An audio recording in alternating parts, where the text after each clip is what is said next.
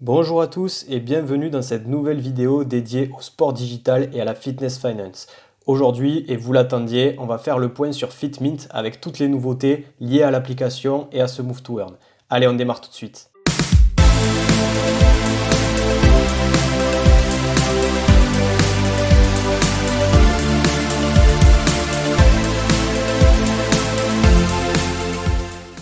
Donc c'est vraiment une excellente nouvelle pour l'application et pour ses utilisateurs. L'équipe Fitmint construit énormément. En ce moment, ils bossent beaucoup, ils veulent développer de nouvelles fonctionnalités et surtout, on commence à sortir du Stepn-like. C'est-à-dire que Stepn, qui est le Move to Earn de référence, le premier à avoir délivré, j'avais fait une vidéo là-dessus, donc n'hésitez pas à aller la checker si ça vous intéresse. C'est un jeu qui avait certaines mécaniques et Fitmint jusqu'à présent faisait que reprendre ça, allant même jusqu'à le même principe de NFT avec des sneakers, power, durabilité, etc. Mais là, petit à petit, ils commencent à développer des nouvelles choses, des utilisations qui vont favoriser le burning de tokens et les investissements plutôt que de cash out systématiquement. Et les résultats ne se font pas attendre, vous allez le voir. Donc, il y a eu un petit message de l'équipe concernant les nouvelles fonctionnalités et vous avez toutes les dates associées. Sur le mois d'octobre, on va avoir le crafting de sneakers, j'y reviendrai tout à l'heure. La marketplace dans l'application, la possibilité de swap aussi dans l'application. Donc si vous avez du token FIT, vous allez pouvoir le swap en USDC ou en Matic par exemple, et vous allez pouvoir les sortir ou en importer de wallet externe. Il va aussi y avoir une redistribution concernant les statistiques en termes de durabilité et de power. On commence à avoir quelques indices ou en tout cas quelques recommandations de la part de la communauté et je vais vous en parler. On va aussi avoir des fitness challenges, ça c'est vraiment super intéressant d'avoir des challenges, des concours, c'est ce qui apporte du dynamisme, de l'envie en fait de brûler du token et pourquoi pas d'investir de plus en plus. Et après sur le mois de novembre, des choses aussi très intéressantes comme par exemple l'entrée des joueurs gratuits, l'intégration de l'Apple Watch, donc ça y est on pourra avoir des fitness trackers et pas être obligé d'avoir tout le temps le téléphone sur soi. Et puis un programme d'ambassadeurs sur la 3e semaine de novembre, donc en fait beaucoup plus de marketing. Voilà, donc avant de vous détailler un petit peu le principe du crafting, moi je suis assez hypé par ces nouveautés. S'ils délivrent dans les temps, etc., ça va être très très prometteur. Par contre, pour les joueurs gratuits, ça à voir. Si c'est juste un test de l'application, pourquoi pas.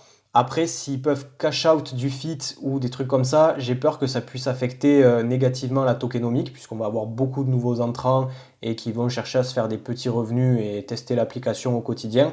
Mais si leur champ d'action est assez limité et qu'on doit quand même derrière, si on veut avoir accès à toutes les fonctionnalités, investir dans des chaussures, faire du leveling et tout ça, là ça peut être vraiment intéressant parce que ça permet de faire connaître le projet en plus de l'aspect d'ambassadeur. Concernant le crafting, c'est assez simple, c'est-à-dire que maintenant dans l'application, quand vous allez faire vos courses ou votre marche quotidienne, vous avez une probabilité de gagner des morceaux de chaussures. Donc il y en a 5 au total, il y a les lacets, la semelle, la partie extérieure, la partie supérieure et ainsi de suite.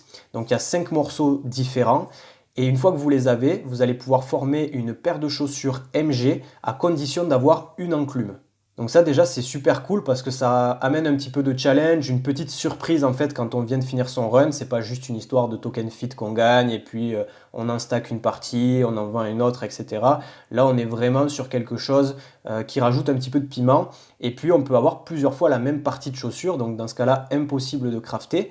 Et ces morceaux, vous pouvez les échanger avec d'autres joueurs ou notamment les vendre sur la marketplace une fois qu'elle sera créée. Petite difficulté quand même, et ça aussi c'est très intéressant d'un point de vue tokenomique, il faut avoir des espaces libres de stockage de ces morceaux de chaussures. Moi par exemple, j'ai une OG qui est level 22, et avec ce niveau-là, on n'a que 4 espaces disponibles, sauf qu'il y a 5 morceaux de chaussures différents à avoir pour pouvoir crafter. Du coup, ma solution, c'est soit d'acheter plus de chaussures pour avoir plus d'espace disponible, soit de faire du level up sur ma shoes. Il faut qu'elle arrive niveau 31 minimum pour avoir 5 espaces. Et encore, pour l'instant, j'ai eu de la chance parce que j'ai eu 3 morceaux différents. Mais il suffit que le prochain, ce soit le même morceau. Et en fait, je suis bloqué. Soit il faut que je m'en débarrasse, soit que j'essaye de le vendre sur la marketplace pour pouvoir libérer un espace et avoir les morceaux que je souhaite.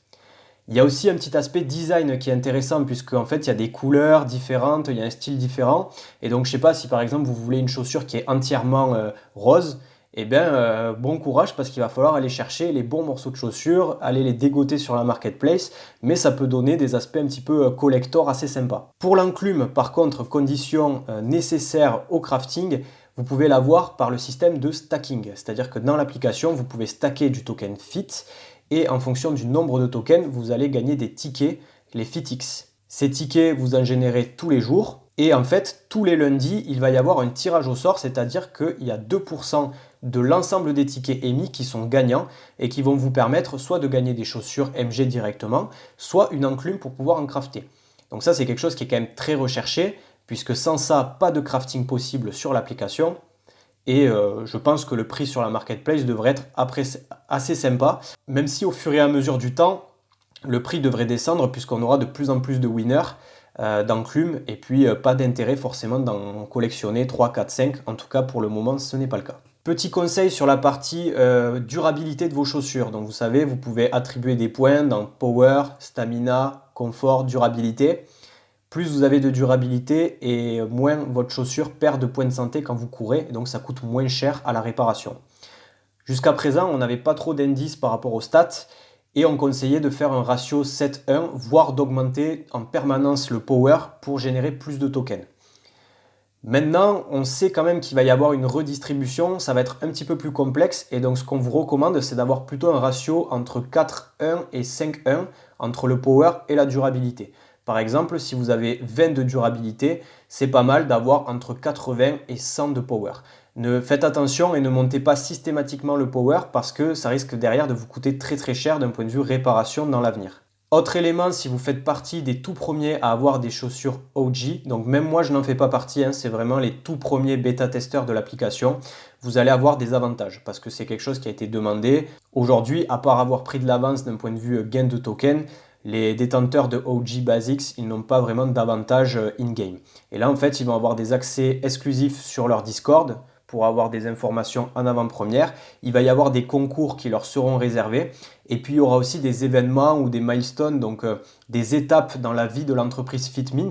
Et par exemple, si il y a 25 000 utilisateurs actifs sur l'application ou 1 million de dollars de chiffre d'affaires, eh bien, il peut se passer des choses sympas pour les OG. Après, ça reste encore une fois au bon vouloir de la team FitMint. Donc ça, c'est encore beaucoup d'incertitudes là-dessus, mais pourquoi pas. Et ensuite, on termine avec le cours du token FIT. Bon, ben, il n'y a pas de surprise, le cours du token, il a très très bien augmenté. J'avais fait une vidéo il y a quelques semaines, n'hésitez pas à aller la checker si ça vous intéresse. On voyait que le prix du token, il baissait. Malgré que le listing il soit déjà un prix très faible, à 0,003 dollars le FIT. Ça baissait, ça descendait à 0,0025, 24. Ça avait du mal même à remonter au prix initial, alors qu'on pouvait se dire, ok, oui, ça va descendre parce qu'il va y avoir beaucoup de cash out, mais derrière, ça devrait monter parce qu'il y a un intérêt pour le jeu, il y a des nouveaux entrants et tout ça. Et en fait, c'était assez mou. Très peu de nouveautés. Et là, par contre, avec toutes ces innovations et la possibilité de récupérer des morceaux de chaussures, de stacker, etc. pour avoir des récompenses, eh bien, naturellement, le token augmente et aujourd'hui, on est plutôt autour des 0,005 dollars le token FIT.